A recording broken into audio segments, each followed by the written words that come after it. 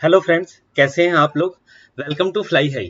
Fly high के इस video में 1 अप्रैल 2022 से 4 अप्रैल 2022 तक के करंट अफेयर के 20 मोस्ट इंपॉर्टेंट क्वेश्चंस को कवर किया गया है, जिसका पीडीएफ डिस्क्रिप्शन बॉक्स में अपलोड कर दिया जाएगा। अगर ये वीडियोस पसंद आते हैं तो इसे लाइक करें, सब्सक्राइब करें, शेयर करें। Fly high group of institute ये हमारा यूट्यूब का चैनल है। तो आइए शुरू करते हैं। देखिए, पहला क्वेश्चन है, अभी हाल ही में किस राज्य में उत्कल दिवस मनाया जाता है। तो देखिए, उड़ीसा में ओडरा जनजाति के लोग रहते रहते हैं और इसी ओडरा से नाम पड़ा था उड़ीसा। इसी ओडरा से नाम पड़ा था उड़ीसा। इसके बाद हुआ क्या, 2011 में एक विधेयक लाया गया और उड़ीसा का नाम बदलकर कर दिया गया ओडिशा। ओडिशा। अगर मैं आजादी के पहले की बात करूं तो बंगाल प्रेसिडेंसी हुआ करती थी। बंगाल प्रेसिडेंसी हुआ करती थी और इस प्रेसिडेंसी में 3 राज्य आते थे। ठीक है, इस प्रेसिडेंसी में 3 राज्य आते थे और ये 3 राज्य कौन कौन से थे। एक तो था आपका खुद बंगाल, एक था बिहार और एक था उड़ीसा। इसके बाद 1 अप्रैल 1936 को 1 अप्रैल 1936 को हुआ क्या कि ये उड़ीसा जो था वो बंगाल और बिहार से अलग हो गया। और यही कारण है कि 1 अप्रैल को इसकी स्थापना दिवस के रूप में इसको मनाया जाता है। इसी को 1 अप्रैल के दिन को ही हम लोग या तो उड़ीसा स्थापना दिवस कहते हैं, या उत्कल दिवस कहते हैं, या उड़ीसा डे के नाम से जानते हैं। यही है आपका उत्कल डे। इसी अगर मैं उड़ीसा की बात करूं तो अगर इतिहास के समय की बात करूं तो यही उड़ीसा राज्य को कलिंग के नाम से जाना जाता था, उत्कल राज्य के नाम से जाना जाता था, तोसाली के नाम से जाना जाता था, कोसल राज्य के नाम से जाना जाता था। तो ऐसा ये उड़ीसा का ही पोर्शन था। उड़ीसा के जो अभी मुख्यमंत्री हैं उनका नाम है नवीन पटनायक। उनका नाम है नवीन पटनायक। और उड़ीसा के जो गवर्नर हैं उनका नाम है गणेशी लाल। उनका नाम है गणेशी लाल। और उड़ीसा में कुछ नेशनल पार्क हैं जिनका नाम है भितरकनिका नेशनल पार्क, इसके बाद सिमलीपाल नेशनल पार्क। ये तो राइट आंसर कौन सा होगा, ऑप्शन बी उड़ीसा। नेक्स्ट देखिए, है क्या दूसरा क्वेश्चन, अभी हाल ही में प्रधानमंत्री संग्रहालय किस स्थान पर बनाया जा रहा है। तो देखिए, दिल्ली में आपने नेहरू मेमोरियल म्यूजियम का नाम सुना होगा। इसी नेहरू मेमोरियल म्यूजियम का नाम बदलकर अब पीएम संग्रहालय के नाम से या पीएम म्यूजियम के नाम से जाना जाएगा। हुआ ये था कि 29 मार्च को संसद भवन की लाइब्रेरी में एक पुस्तक का विमोचन कर रहे थे हमारे प्रधानमंत्री जी। ये पुस्तक थी हरिवंश नारायण सिंह की। और इस पुस्तक के विमोचन में, और ये पुस्तक का नाम क्या था, ये भी इंपॉर्टेंट है, the last icon of ideology ideological logical politics. तो ये पुस्तक था, इस पुस्तक का ही विमोचन कर रहे थे। ये था अपने राज्यसभा के जो उप सभापति हैं हरिवंश नारायण जी, उनके लिखी हुई ये पुस्तक थी। तो इसी का विमोचन कर रहे थे। इस पुस्तक के जस्ट विमोचन के बाद उन्होंने कहा क्या कि हमारे जितने भी प्रधानमंत्री शुरू से लेकर अब तक जितने भी प्रधानमंत्री रहे हैं उनकी याद में एक म्यूजियम बनाया जाएगा, जिसमें उनके जीवन से रिलेटेड, उनके योगदान से रिलेटेड, उनके भाषण के क्लिप को, इन सब को सजो के रखा जाएगा। ठीक है, और ये जो नेहरू मेमोरियल था जस्ट इसी के ऊपर ये बनाया जा रहा है। ठीक है, ऐसा। अब इसमें है क्या, ये इस मेमोरियल की जो उद्घाटन है वो 14 अप्रैल को किया जाएगा। 14 अप्रैल का ये दिन क्यों सुनिश्चित किया गया, क्योंकि 14 अप्रैल को ही डॉक्टर बाबा साहेब भीमराव अंबेडकर की जयंती है। और इसी जयंती पर, इसी को हम लोग संविधान दिवस के भी रूप में जानते हैं, तो इसी जयंती पर इसका उद्घाटन किया जाएगा। ऐसा क्यों, क्योंकि ये कहा गया कि प्रधानमंत्रियों ने संविधान के दायरे में रहकर ही अपना योगदान दिया है, इसीलिए इस डेट को चुना गया, 14 अप्रैल के दिन को चुना गया। तो राइट आंसर कौन सा होगा, option B Delhi. Next, Delhi metro rail corporation प्रबंधक निदेशक यानी एमडी में किसे नियुक्त किया गया है। ठीक है, तो देखिए 31 मार्च को विकास कुमार जी ने एमडी के रूप में अपना पद ग्रहण किया है दिल्ली मेट्रो रेल कॉर्पोरेशन में। ये जो दिल्ली मेट्रो रेल है इसकी जो शुरुआत है वो 24 दिसंबर को हुई थी 2002 में। और ये जो दिल्ली मेट्रो है ना, इसमें जितनी भी ट्रेनें चलती हैं, इन ट्रेनों को बनाती है जो वो है साउथ कोरिया की एक कंपनी है। साउथ कोरिया की एक कंपनी है और इस कंपनी का नाम है रोटेम।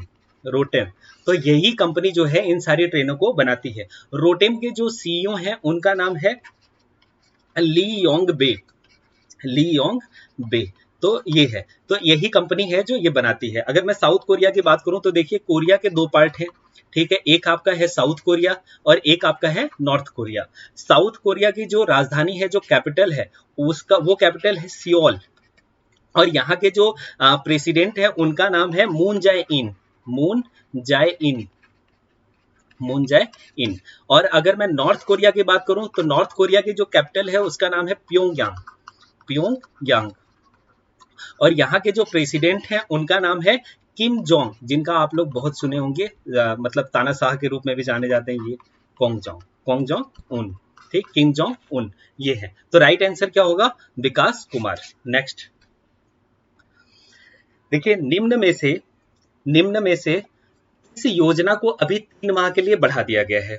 देखिए है क्या, अभी गरीब कल्याण योजना है, ठीक है, ऑप्शन बी गरीब कल्याण योजना है। इसकी शुरुआत 2016 में की गई थी, ठीक है, और इसी को हुआ क्या था कि 26 मार्च 2020 को, ठीक है, 26 मार्च 2020 को हमारी वित्त मंत्री हैं निर्मला सीतारमण, निर्मला सीतारमण, इन्होंने क्या किया, जो लॉकडाउन हुआ था उसमें 1,70,00,000 करोड़, ठीक है, 1,70,00,000 करोड़ की आर्थिक पैकेज की घोषणा की थी, ठीक है, 21 दिन के लिए, जो लॉकडाउन का टाइम हुआ था।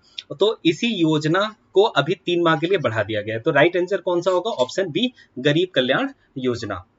नेक्स्ट देखिए, अगला क्वेश्चन है, वन अनुसंधान संस्थान मतलब एफआरआई के निदेशक के रूप में किसे नियुक्त किया गया है? अगर मैं एफआरआई की बात करूं, ठीक है, तो इसको हम लोग बोलेंगे फॉरेस्ट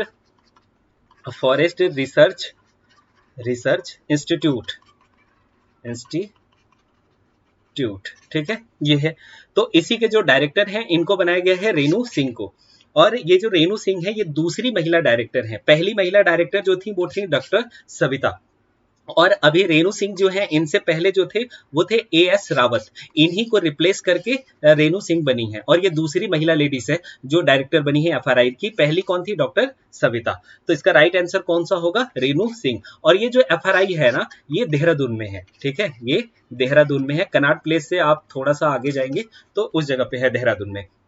इसकी स्थापना जो हुई थी वो क्यों हुई थी? ये वनों के महत्व को देखते हुए इसकी स्थापना की गई थी 1878 में, 1878 में। और इसका जो उस समय नाम था ना वो था ब्रिटिश इंपीरियल फॉरेस्ट कॉलेज, ठीक है, ये था। बाद में क्या हुआ, 1906 के टाइम पे, 1906 के टाइम पे देखिए 1905 में लॉर्ड कर्जन थे, ठीक है, जब बंटवारा हुआ था बंगाल का। 1906 में क्या हुआ था, इसका नाम बदलकर इंपीरियल फॉरेस्ट रिसर्च कर दिया गया था, मतलब ब्रिटिश हटा दिया गया था केवल। इसके बाद से क्या हुआ, 1938 में इसका नाम इंडियन फॉरेस्ट कॉलेज के रूप में, इंडियन फॉरेस्ट कॉलेज के रूप में इसको मान्यता मिल गई। तो ये है उत्तराखंड में देहरादून। उत्तराखंड की अगर मैं बात करूं तो उत्तराखंड के जो सीएम है वो है पुष्कर सिंह धामी, ठीक है, ये है। और जो यहाँ के गवर्नर हैं उनका नाम है गुरमीत सिंह, ठीक है, ये है। उत्तराखंड में अगर मैं नेशनल पार्क की बात करूं तो यहीं पे है आपका जिम कॉर्बेट, काफी ज्यादा फेमस है जिम कॉर्बेट, ये national park. Rajaji national park, इसके बाद Nanda Devi national park, Gangotri national park, ठीक है। तो ये सारे नेशनल पार्क यहीं पे। राइट आंसर क्या होगा? Renu Singh, option C. Next, UNESCO की विश्व धरोहर सूची में लिविंग रूट ब्रिज के रूप में शामिल किया गया है, ये किस राज्य में है? तो देखिए ये लिविंग रूट ब्रिज है क्या, ये मेघालय में है। होता क्या है कि ये जो जैंतिया और खासी पहाड़ियां हैं, मानसून के टाइम पे क्या होता है कि पानी के ज्यादा हो जाने के कारण यहाँ के लोगों ने क्या काम किया कि ये जो पेड़ है ना, इन पेड़ों को लगाना शुरू किया, और इसकी जो बेलें हैं जब बड़ी हो जाती हैं तो इनको क्या किया जाता है, बांध दिया जाता है। अब ये बेलें क्या काम करती हैं, अब जब ये बेलें बड़ी हो जाएंगी तो इस पे मिट्टी डाल दिया जाएगा, ठीक है, ऐसा बिना, इस पे ज्यादा कॉस्ट भी नहीं है, मिट्टी डाल दिया जाएगा, पत्थर डाल दिए जाएंगे, इस तरीके से एक ब्रिज की रूप में ये तैयार किया जाता है।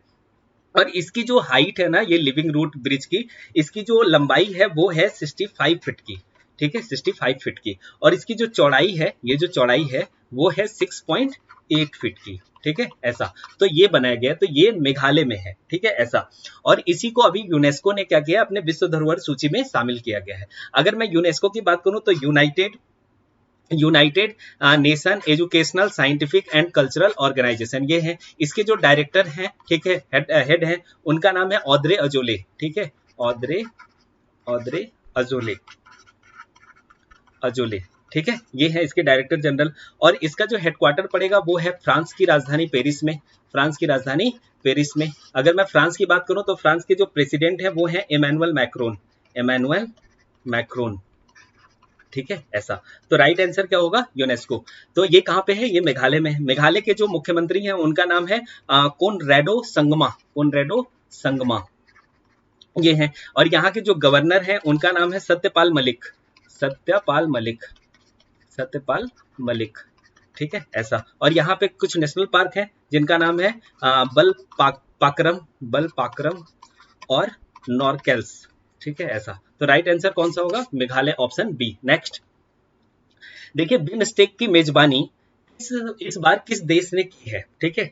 देखिए, बिमस्टेक की मेजबानी जो है वो श्रीलंका ने किया है, ठीक है। अभी श्रीलंका क्या है, आर्थिक संकट से भी जूझ रहा है, ठीक है। यहाँ के जो प्रेसिडेंट है वो राजपक्ष है, राज्य पक्ष, ठीक है, ये है। तो ये आर्थिक संकट से भी अभी जो है वो ये जो श्रीलंका है वो जूझ रहा है।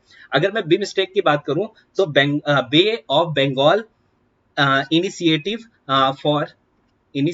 For multi sector technical and economic cooperation, ठीक है, ऐसा। BIMSTEC, bay of Bengal initiative for multi sectoral technological and economic cooperation, ठीक है, ये है। तो इसका, और इसमें टोटल जो है वो 7 देश हैं। पहला बांग्लादेश, श्रीलंका, इंडिया, नेपाल, भूटान, थाईलैंड और म्यांमार। बंगाल की खाड़ी में जितने भी तटवर्ती राज्य हैं ना, जितने भी तटवर्ती राज्य हैं, ठीक है, इनका एक समूह है बहुक्षेत्रीय तकनीकी या आर्थिक सहयोग करने के लिए। उन्हीं का ये जो है वो बिमस्टेक है, ठीक है, एक संस्था है, ठीक है, ये है। तो ये इसकी मेजबानी इस बार जो है वो श्रीलंका ने किया है।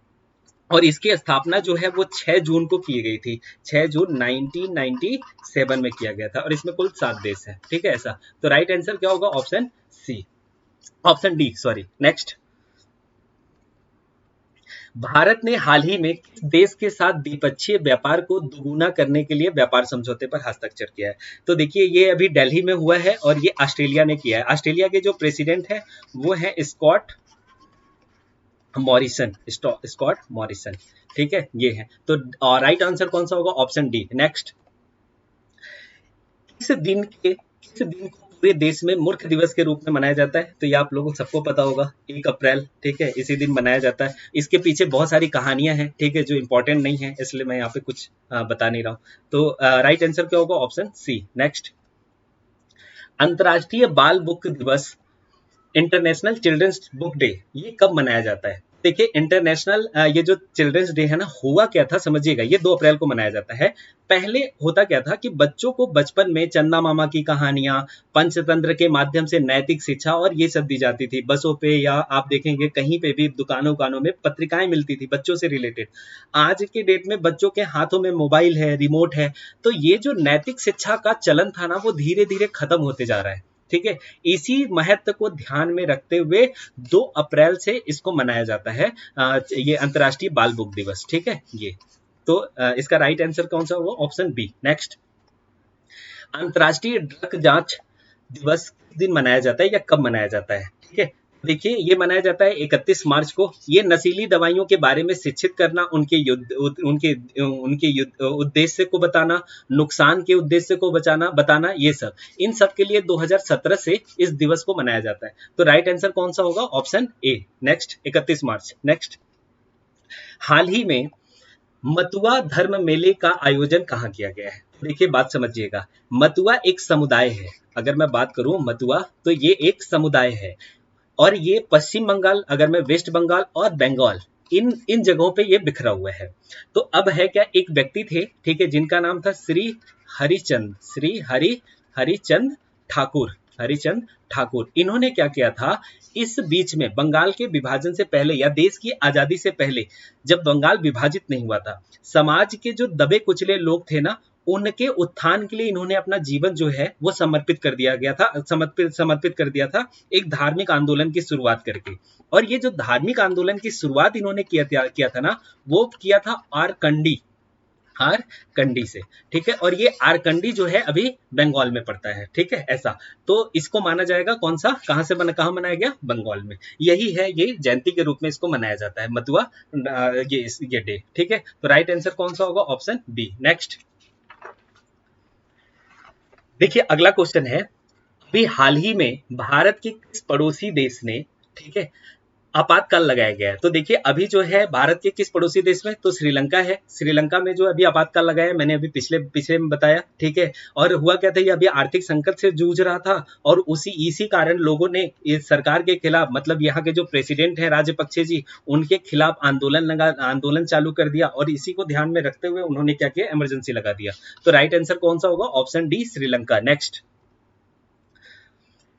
भारतीय भूवैज्ञानिक सर्वेक्षण के नए महानिदेशक के रूप में किसे नियुक्त किया गया है। तो देखिए ये नियुक्त किया गया है डॉक्टर एस राजू को, ठीक है ऐसा। भारतीय भूवैज्ञानिक ये क्या करती है, जमीन के अंदर खनन और इन सब चीजों में कैसे वृद्धि हो, और ये सब इन सब पे ध्यान देने का काम इसका है। तो डॉक्टर एस राजू। नेक्स्ट, सेना चिकित्सा कोर का कौन सा स्थापना दिवस मनाया गया है। तो देखिए सेना चिकित्सा कोर का ये 298वां स्थापना दिवस मनाया गया है। इसमें सेना से, हेल्थ से रिलेटेड और इन सब चीजों को ध्यान में रखा जाता है।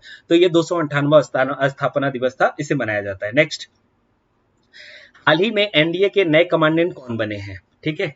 देखिए अभी एनडीए के अगर मैं बात करूं, नेशनल डिफेंस एकेडमी, ठीक है, इसके जो बनाए गए हैं वो अजय कोचर को बनाया गया है। इससे पहले जो थे वो संजीव कपूर थे। तो ये पूछा जाए अगर किसके स्थान पर अजय कोचर आए हैं, तो संजीव कपूर। तो ये है, राइट आंसर कौन सा होगा, ऑप्शन बी। नेक्स्ट, NABH नाभा के अध्यक्ष के रूप में किसे नियुक्त किया गया है, ठीक है। तो अगर मैं नाभा की बात करूं, ठीक है, तो national accreditation board for hospital and health care, ये इसका है फुल फॉर्म, ठीक है। तो नाभा इसके जो बने हैं वो बने हैं महेश वर्मा जी, ये रहे, ठीक है, महेश वर्मा जी। तो ये बने हैं। ये क्या काम करती है, ये जितनी भी स्वास्थ्य सेवा संगठन है उनको ये प्रमाण देती है। तो उनका प्रमाणन का काम इन्हीं का है।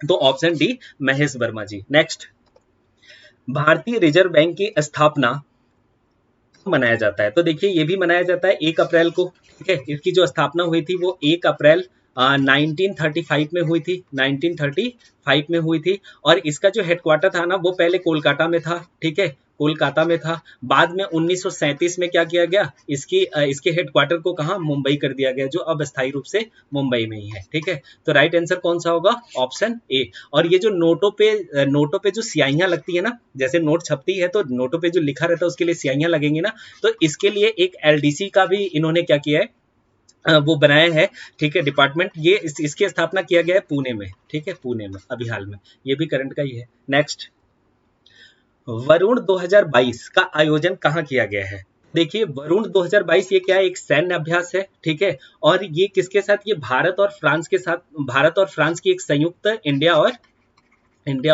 फ्रांस की एक संयुक्त सैन्य अभ्यास है, ठीक है, जो पानी में होती है, मतलब नेवी की एक संयुक्त सैन्य अभ्यास है।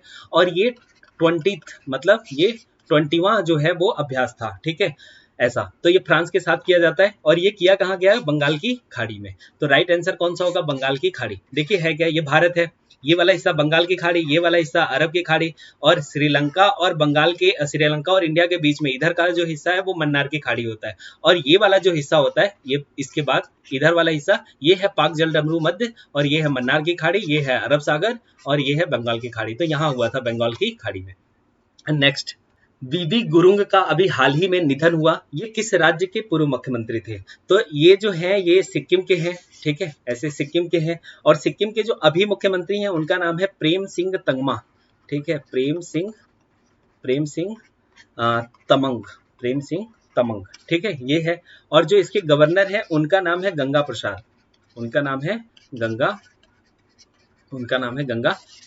तो राइट आंसर कौन सा होगा, ठीक है, ऑप्शन बी, सिक्किम। अगर ये वीडियोस पसंद आते हैं तो आप इसे लाइक करें, सब्सक्राइब करें, ठीक है, और अपने दोस्तों को शेयर करें। ऐसा मैं आगे भी इस तरह के, अब मैं पहले क्या था कि अभी मैं मंथली बेस पे करंट अफेयर देता था, अब मैं इसको वीकली बेस पे करंट अफेयर दे रहा हूँ। आने वाले समय में बहुत जल्दी मैं इसको रेगुलर वे में daily to daily current affair के पोर्शन जो है आपको अपलोड कर दिए जाएंगे। Thank you so much.